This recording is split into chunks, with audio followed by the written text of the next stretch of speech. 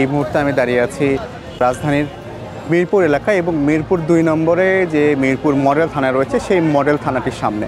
এবং গতকালকে থেকে শেখ হাসিনা পদত্যাগ করার পর এই থানাটিতেই কিন্তু কিছু বিক্ষিপ্ত বা দুষ্কৃতিকারী তারা থানাটিতে আগুন দিয়েছে এবং আগুন দেওয়ার পরে থানাটি কিন্তু এখন এই মুহূর্তে পুরোপুরি একটি পরিত্যক্ত ভবনে পরিণত হয়েছে। এই থানায় থাকা সব ধরনের গাড়ি ঘোড়া পুড়িয়ে দেওয়া হয়েছে এবং গতকালকে কিছু অস্ত্র পুড়ে গেছে এবং আজকে সকালে সেনাবাহিনী এসে কিছু অস্ত্র তারা উদ্ধার করে নিয়ে গেছেন।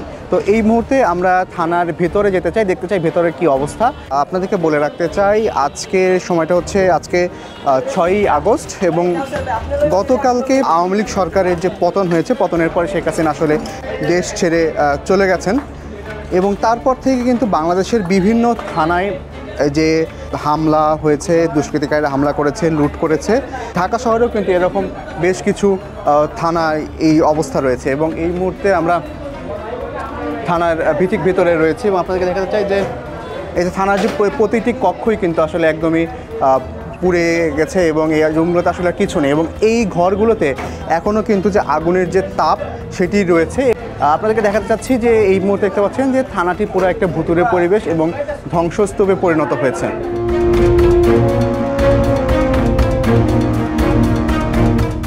এখানে বেশ কজন স্থানীয় ছাত্র যারা রয়েছেন তাদের সাথে আমরা কথা বলছি। তারা কিন্তু আসলে সেনাবাহিনী চলে যাওয়ার পর থেকে এই ছাত্ররাই আসলে এই থানার যে নিরাপত্তা, সেই নিরাপত্তার কাজ করছে। তারা থানায় যে সমস্ত এই মুহূর্তে যে ধ্বংসাবশেষ রয়েছে সেই ধ্বংসাবশেষের শেষ চিহ্নটুকু তারা রক্ষায় কাজ করে যাচ্ছেন। থানা ট্রাফিক যা আছে সবই তো রাষ্ট্রীয় সম্পদ, আমাদের সম্পদ, আরেকজনের সম্পদ। এটা তো কারো ব্যক্তিগত সম্পদ না, এগুলো রক্ষা করা আমাদের দায়িত্ব। সবাইরে জানানোর পর আমরা ছাত্র যারা ছিলাম মিরপুর আশেপাশে আমরা আস্তে থাকে। আমরা প্রথমে তো থানায় বাস দিয়ে বেড়া দিলাম, তারপরে আমরা থানার ভিতরে ঢুকলাম, দেখলাম কি অবস্থা। পরে 3 জন লুটপাটকারীকেও ধরতে পারছিলাম। আমরা চেষ্টা করতেছি সবাই মিলে একসাথে যেভাবে থানাটা রক্ষা করা যায়। আরেকটা কথা সেটা হচ্ছে সেনাবাহিনী আমাদের সকালবেলায় এসে আমাদের একজন স্টুডেন্ট ভাইয়ের কাছে থানার দায়িত্ব দিয়ে যায়। আমরা তখন থেকে সব স্টুডেন্ট মিলে আমরা থানার রক্ষার্থের কাজ শুরু করেছি। আর আমি উৎসুক জনতারকে একটা কথা বলতে চাই, তারা যদি এই থানার আশেপাশ থেকে যদি ভিড় যদি ছাড়ে তাহলে আমাদের নিরাপত্তা দিতে সুবিধা হবে এবং আমরা নিরাপত্তা দিতে সক্ষম হব। এই মুহূর্তে দেখছিলাম যে এখানে কিন্তু আসলে অরক্ষিত অবস্থায় একটি পুলিশের আগ্নেয়াস্ত্র আসলে পড়ে আছে। এটি হচ্ছে এই থানার মালখানা বা অস্ত্রাগার। এই জায়গাতে কিন্তু আসলে সব ধরনের অস্ত্র গোলা বারুদ থাকে, রাখা হয় এবং এর ভেতরে এখন এই মুহূর্তে যে পরিবেশ সেটা কিন্তু আসলে খুবই ভয়াবহ এবং প্রচণ্ড গরম।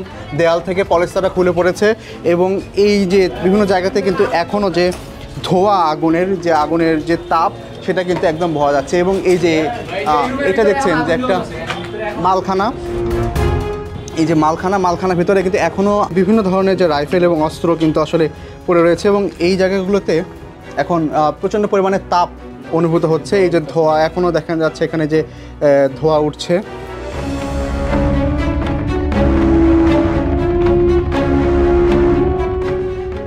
পেছনে দেখছেন যে পুলিশের যে রাইট কন্ট্রোল যে গাড়ি, সেই রাইট কন্ট্রোল গাড়িটিও কিন্তু আসলে পুড়িয়ে দেওয়া হয়েছে এবং কে বা পুড়িয়েছে, কারা পুড়িয়েছে এটি কিন্তু আসলে এখন পর্যন্ত জানা যায়নি বা সেটি আসলে শনাক্ত করা যায়নি। তবে এখানকার স্থানীয় ছাত্ররা কিন্তু আসলে এই থানা বা থানার মালামাল রক্ষার্থে তারা কাজ করে যাচ্ছেন এবং আসলে ভবনটিকে সেনাবাহিনীর পক্ষ থেকে ঝুঁকিপূর্ণ ঘোষণা করা হয়েছে।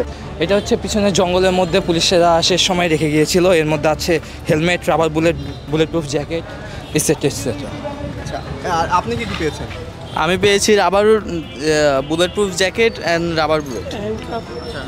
এবং দেখা যাচ্ছে যে ছাত্ররা কিন্তু আসলে বিভিন্ন জায়গা থেকে এই সমস্ত থানার বিভিন্ন জায়গা থেকে এই মালামালগুলো সংগ্রহ করে তারা নিয়ে এসে তারা একটি জায়গায় স্তূপ করছে এবং তারা বলছেন তারা এই সমস্ত আগ্নেয়াস্ত্র এবং যে সমস্ত মালামাল রয়েছে তা কিন্তু আসলে সেনাবাহিনীর মাধ্যমে সেনাবাহিনীর কাছে তারা হস্তান্তর করবে।